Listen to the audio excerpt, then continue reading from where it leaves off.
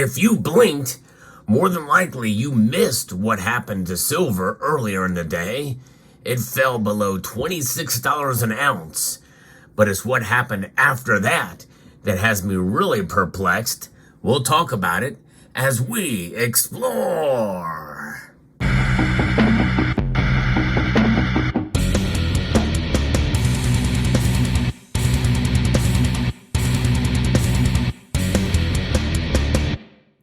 And this is one of those situations where I'm really interested to hear what your thoughts are, especially if you believe in silver's price suppression.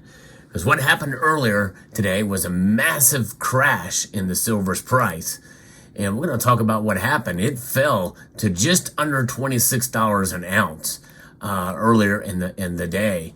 And it was very short-lived, and then it just sprang back up into action. So here is the market report moments before the markets will be closing. Silver is only down 3 cents right now. In fact, as I was preparing for this video, it was actually up a fraction of a cent. It is now down 3 cents to $26.72.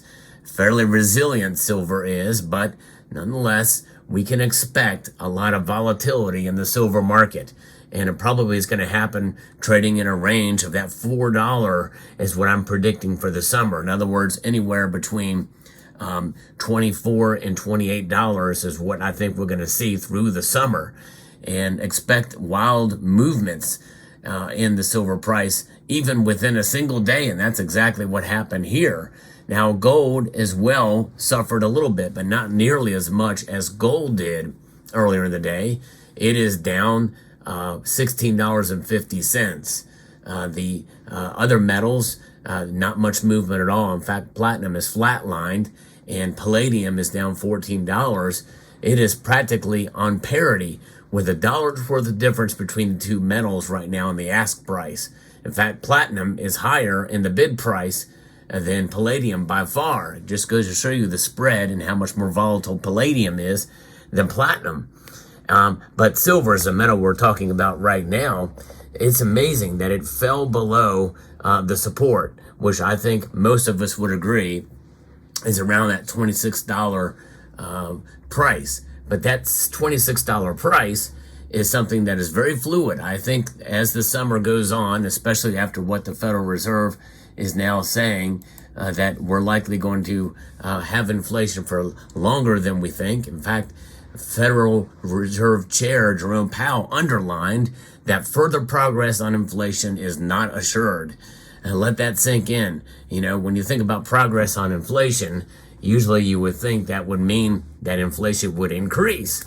You know, inflation increasing, but he's meaning that the progress on the fight on inflation is not assured. You know, which is a very different message than what came out when we first started noticing that inflation was here. And then we're saying, oh, it's just transitory.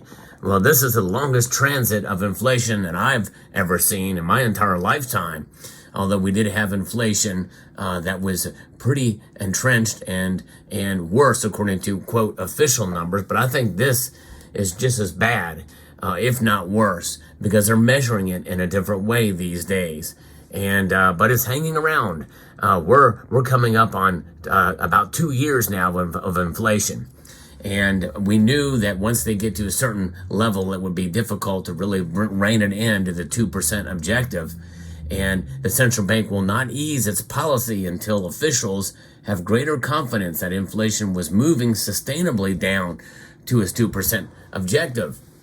And the comments that Powell gave appeared to have weakened investors' appetite for safe haven assets, with all eyes on non-farm employment data, which is expected tomorrow.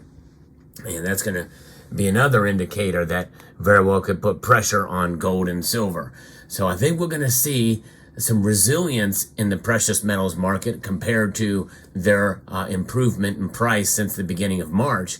In fact, when you look back, you know, silver really is not doing too bad when you think about it. It is still up about 9%, just over 9% year to date. That's not too bad for silver, I would say, considering where it was. So this is why I think we should be celebrating, even during these summer months, when I think we're going to see silver's price probably stay in this range. That $4 range is what I'm thinking. Now, I could be wrong. We'll see how it plays out, but I don't think there's much that is going to be on the docket unless, of course, we have a black swan event or something big that comes that just changes the metric and the calculus for investors.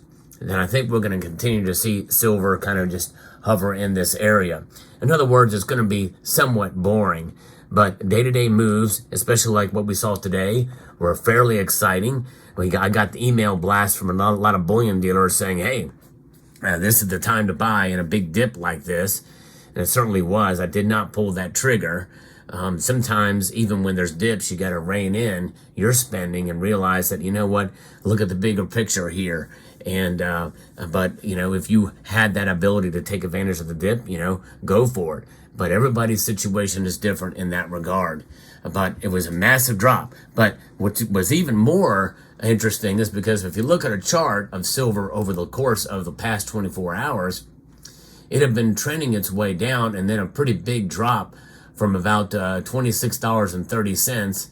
And then it just dropped right down to, dropped about that 30 cents or a little bit more than that. And then that was a massive drop, and then it recovered very, very quickly, regaining within, you know, essentially with about a half an hour. It just recovered and got back to $26.30. And then there was another drop again for about 15 minutes. It tried again, a smack down again, and then boom, a massive climb, almost a straight line up with a sawtooth pattern moving up very, very quickly in the span of an hour. And within that hour, it just sprout back up to about $26.73, almost $26.80 is where it got. And that is what happened with silver today in a quick amount of time. So, you know, many people can make an assessment that when it drops very, very quickly, then that means there's a lot of contracts being dumped. In that period of time, there's massive volumes that was going on in both directions.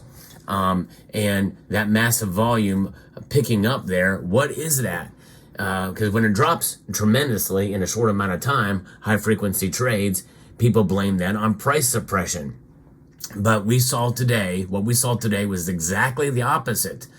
Is that price suppression too? Well, obviously not, but is it manipulation to the upside? Because remember, just as we saw with JP Morgan, people can profit on the trades to the upside as well as to the downside. And I believe in that kind of manipulation going on a lot. And that very well could be what's happening. Are these spoofed trades, spoofing going on, what's happening to the upside, which obviously can't hurt us as silver stackers if we want to buy during that period. So it makes you wonder. And this happened, you know, right at the beginning of the trading day from about 9 a.m. to noon, or just below 9 a.m. is when this occurred in the Asian markets between the opening up in New York. Some of this had started kind of just beforehand, but I'm very curious to see what you guys think about that. Because like I said, many people say, well, Sal, you don't believe in silver price manipulation. Yes, I do. I've documented it many times on this channel. What I don't necessarily agree with is a cabal of suppression that is powerful enough to keep the price of silver down overall. I just think the silver market's too complex for that.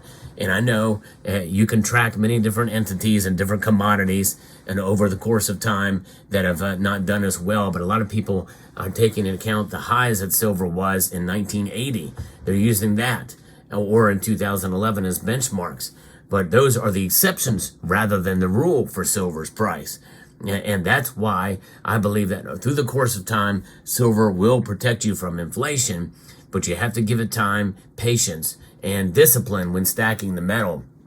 And so therefore, you know, is it undervalued? I still think it's undervalued, but things like today makes me think that if there is manipulation going on, well, we just saw it, and we just saw it in a big way to the upside after a massive dump of contracts that had occurred there. I don't know, but I'd be very curious to see what you think. A lot of it is speculative because there's so much that's happening with the commitment of traders report and options and margin calls, and there's a lot of complexity in the markets with the futures. There's a lot of derivatives out there, and derivatives, by the way, the very existence of exchange traded products and ETFs is a suppressive force to some extent, but it also can be used as a manipulative force to the upside as well.